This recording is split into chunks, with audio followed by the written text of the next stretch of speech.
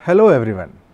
Today we are going to discuss another aspect of research methodology.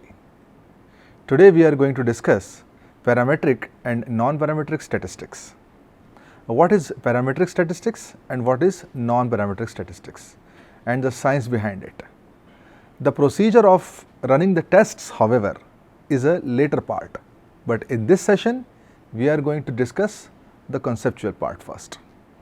Welcome to this session. My name is Dr. Ritvik J. Ganthe. I belong to the Department of Social Work, the Bhopal School of Social Sciences. First, let us start with our discussion. When we talk about parametric and non-parametric terms in research, what do they actually mean? Now, these are the terms which are used in two contexts. Number one, the data, and number two is the tests. Many people might have heard talking about parametric statistics, non-parametric statistics, parametric data, non-parametric data, parametric tests, non-parametric tests. Sometimes you also hear that people talk that this particular test is a non-parametric test and therefore it will not be applicable on this parametric setting, or this is a parametric data, things like that. So the obvious question that comes into our mind is, what is this parametric and non-parametric business all about? So let us decode this. What is the difference between parametric and non-parametric? When we dig this question, we also really need to understand first is what are the basic terminologies associated with it. So there are three basic terminologies which I think we should understand first before we really start getting into all these things. First is parameter. What is a parameter ultimately in statistics or in research for that matter, or statistic and statistics. Now many people get confused between these two, statistic and statistics. I am telling you again, statistic, S-T-A-T-I-S-T-I-C, statistic is a different term than that of statistics, that is S-T-A-T-I-S-T-I-C-S, statistics. These three terms are used in different contexts and connotations. Parameter is basically a measurable characteristic of a population, such as a mean or a standard deviation or variance or anything. Any measurable characteristic of an entire population is understood in the statistical terms as parameter. Understood? So parameter is associated, always associated with a population, whereas statistic is a test statistic, or it can be a parameter associated with a sample drawn from the population. So for example, mean of the whole population will be a parameter, whereas the mean of the population, mean of the sample drawn from that population will be a statistic. Understood? And statistics is altogether a different term. Statistics would mean a branch of study, that is statistics as a subject that you study, and also statistics gives you the idea and impression of some data or some numbers or some basic numeric information which generates some sense in your mind. So that is also called statistics. The simple definition for the statistic could be a measurable characteristic of a sample is called statistic, and then statistics is a branch of study, as you all know. Then there is another term, inferential statistics, which is related to statistics, because statistics is a wider subject. Within the statistics there are different branches of statistics. One of the branches which actually concern with this kind of studies which we are talking about right now is inferential statistics. Inferential statistics, ultimately what is inferential statistics? We try to infer something from something. So to infer something from something means to get the information or to estimate or to try to model or to get to know about something, some bigger picture based on the information of some smaller entity. So that is called, you are trying to infer a big reality from a smaller information. So that is inferential statistics. So what do we do naturally in this? We try to gather the values of statistic, and then based on the statistic we try to infer the information about the parameters, which are basically the information, the valuable information about the population. And precisely this is also known as modeling. in the research, when you actually don't know the real picture, but you try to model it, but you cannot get the data of the whole population, so you try to model it based on a sample which you have gathered from the population. And since the parameters of the sample are known as a statistic, so what you basically end up using is statistic, and you use that statistic to estimate the parameters. And there are different estimation techniques for that, which we study in the statistics, inferential statistics, which is a spatial branch of. So this is precisely the context and the background that you should be aware of first. And therefore, notation also matters in statistics and research methodology also. What is that? Just a simple example I would like to actually quote here is that have you ever noticed that when you denote population mean, you basically denote the population mean from mu in any statistical book, and when you really come down to calculate the mean, then in the numericals etc., then you actually denote it by small x. So why is that difference? Because it is essentially to indicate the fact that mu is a parameter and x is a statistic, is some measurable characteristic pertaining to a sample only, and mu is a parameter which is associated with the whole population. So here is a table where you can actually see the difference between parameter and statistic. The examples of parameter is mean of population, standard deviation of population, variance of population, etc. There can be number of other things also. Similarly, in statistic, corresponding to each of these things, mean of sample, standard deviation of sample, variance of sample, and there can be n number of other parameters and statistic also. Now students, there is a theorem in statistics called central limit theorem, which is essentially based on this particular concept only, or rather one should say that because of central limit theorem, this entire branch of differential statistics exists. But to understand and decode the central limit theorem would require another slot. Moving on to the parametric statistics, why the parametric statistics is actually the way it is, because as you know that now it is a part of the inferential statistics. And the second thing is why parametric statistics is important, because it fulfills certain assumptions. And what are those assumptions? Let us have a look into that. As you know that it's a branch of statistics. Basically there are 4 assumptions, but 2 of them are actually critical, and these 2 of them in simple words is, first is assumption pertaining to the equality of variance, that is called homoscedasticity, that the 2 samples taken from 2 different populations have actually the equal variances. And the second critical assumption is regarding the basic distribution that a population follows. Actually some people believe it to be the first one.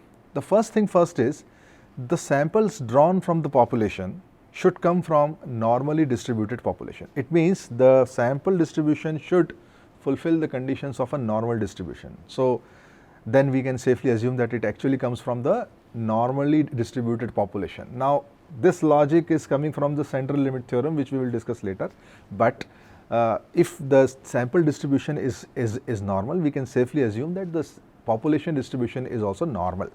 So first condition, first assumption of a parametric data is this assumption of normality, that the population should fulfill the condition of the normal distribution. It should be normally distributed. And what is a normal distribution? There will be another session on the distributions of statistics.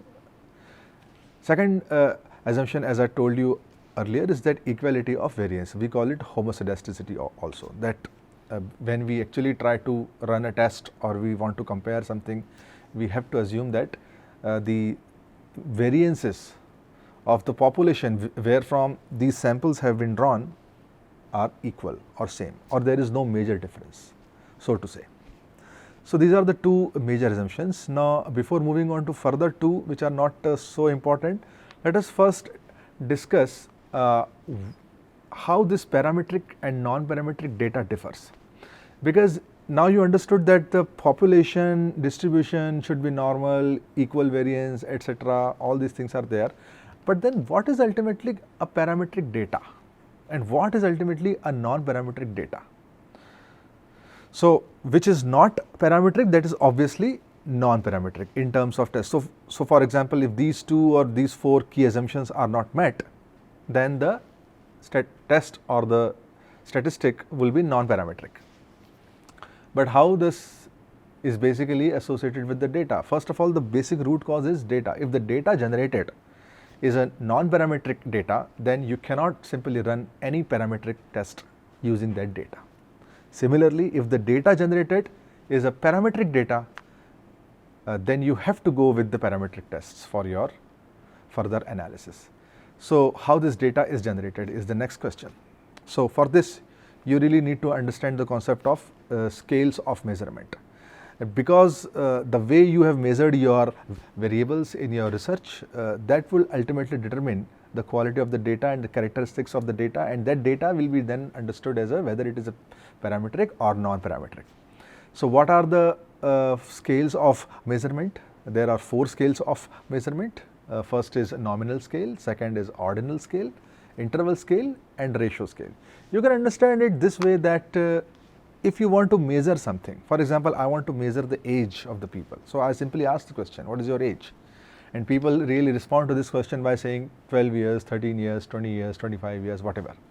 If they are responding this way, then it means it's a parametric statistic. How? Because it's a scale. It's a scale on which I am measuring it. It's a ratio scale. Anyway, so let us start with the first.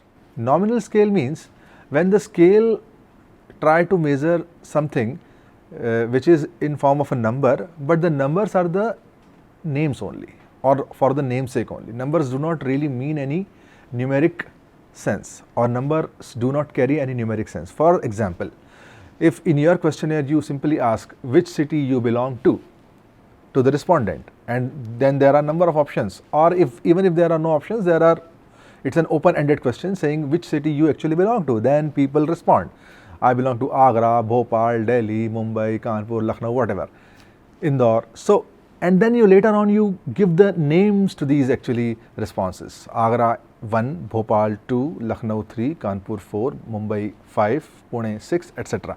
So, here when we really say 1, 2, 3, 4, 5, 6, this 1, 2, 3, 4, 5, 6 do not mean anything. 1 doesn't mean 1, 2 doesn't mean 2, 3 doesn't mean 3. It does not carry the sense of the number. Are you getting the point?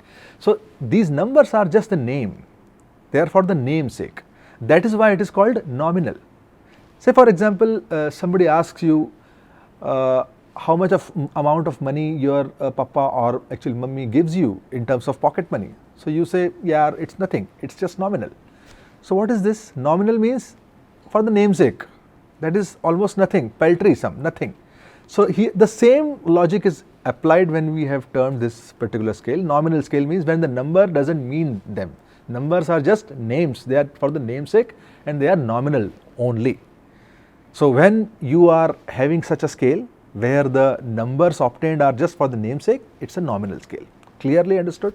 Second thing we go ahead is ordinal scale. What is ordinal scale? Ordinal scale is more numeric in nature than nominal. First thing you should understand that it's a continuum, and nominal to ratio, as you move ahead, you go closer and closer to the mathematics and the nature and characteristics of mathematics. So, the numbers gathered on nominal scale do not mean anything at all, they don't carry any quality of numbers, and the numbers gathered on the ratio scale carry every characteristic and nature of the numbers. They are pure numbers only in the real sense. So, that is how it progresses. Okay. Now, from nominal you come to ordinal. Ordinal means the scale will carry more sense of numbers. So, what is ordinal?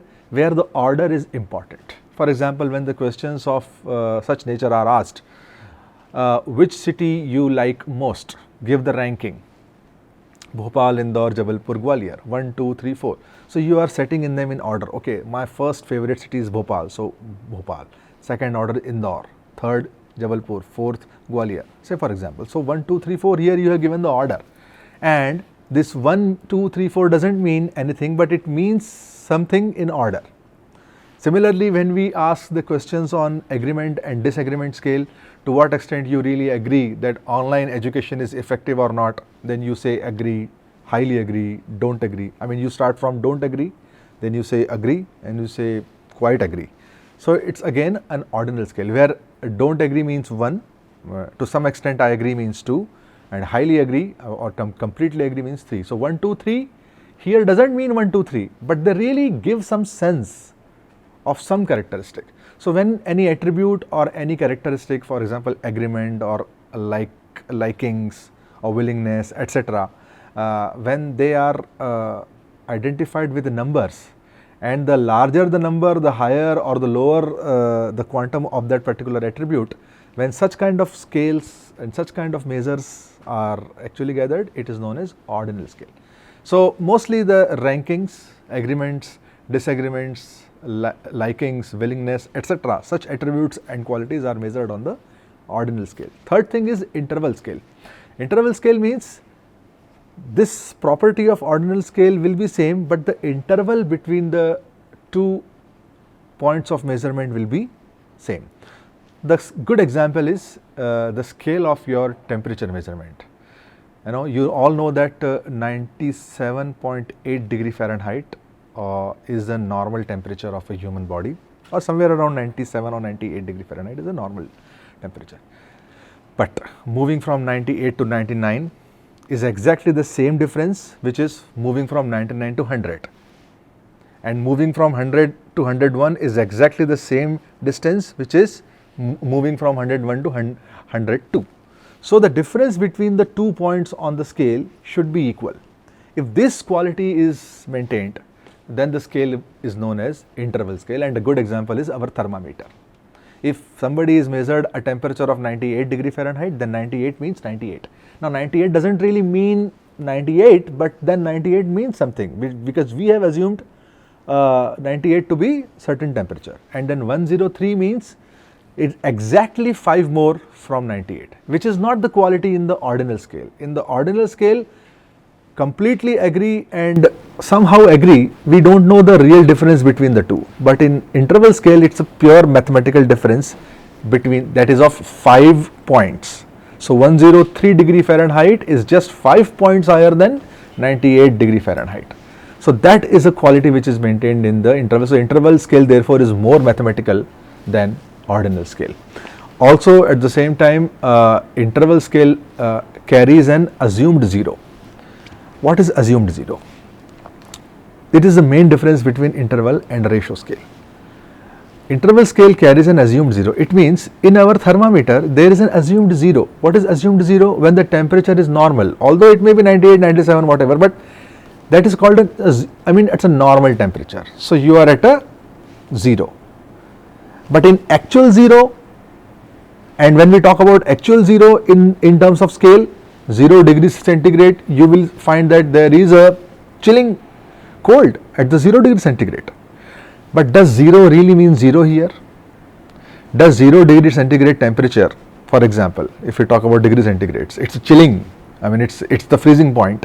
It is that level of temperature where water starts converting into or getting into ice. So it is a chilling temperature. But is it 0? Is it nothing? 0 means nothing. 0 means 0. But it is not nothing. It is actually a temperature where you are freezing. Therefore, this is known as assumed zero. Because the 0 doesn't mean 0, and you have just assumed that this point because we have termed it 0. It is our definition. Science fraternity has given the definition, or the scholars have defined it that way, that this particular temperature where it's a point where water will start converting into ice, that temperature will be termed as 0 degree centigrade. Here 0 doesn't mean actually 0. So this is assumed 0. And in interval scales, assumed zeros are there rather than real zeros. Now the last one is ratio scale. Ratio scale is nothing. It is the same thing as in interval scale with the real 0. If you replace the assumed 0 with the real 0, it becomes an ratio scale. So for example, most of the measurements, height, weight, age, all these things which you say, how many plants you sowed in the college campus, you say 5 plants. So it means 5 means 5. Here the 5 literally carry the sense of the number. Why the numbers do really carry their sense is because there is a concept of real 0. And that concept of real 0 is there in the ratio scale. So therefore ratio scale is the pure mathematical scale, the measurements taken on the ratio scale are subject to all sort of statistical and mathematical operations, and the numbers are purely mathematical that we obtain. Whereas in the nominal scale, the numbers were purely the name, and in the ratio scale, which is the other extreme, the numbers are really the numbers what we understand them as numbers. So now I hope that you are understanding the difference between parametric and non-parametric data as well as tests. Now just have a look at a quick comparison between these two. Say for example, in parametric and non-parametric tests, if you say the assumed distribution, so you will see that parametric, in case of parametric it is normal, and in case of non-parametric it is anything will be working. Assumed variance in parametric data and in parametric tests, assumed variance should be homogeneous, and in non-parametric it can be both homogeneous as well as heterogeneous, it will do. So therefore in any parametric test, the homoscedasticity assumption has to be fulfilled, means the two samples must come from a population with equal variance. Third is typical data. Nature of the typical data in parametric test is independent. The data should be independently gathered, whereas in non-parametric statistics no such compulsion is required. Then data set relationships is again independent in case of parametric, and it will be anything in case of non-parametric statistics and tests.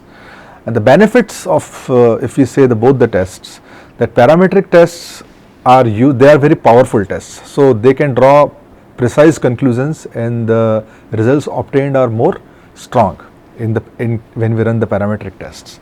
And when we run the non-parametric tests, they are just simple ones, and they can basically not draw the powerful conclusions, but the good thing is that they are simple to execute and they are less affected by the outliers. Outliers means the extreme observations which we really sometimes get during our observation collection, during our data collection. So this is a quick actually comparison between the parametric and non-parametric data and tests. Now I hope that this particular aspect is clear to you, and I hope that we can now proceed with some practical examples of the distributions and which is the type of data, and accordingly what test we need to follow. So all that will come in the next sessions. Thank you very much for watching this one.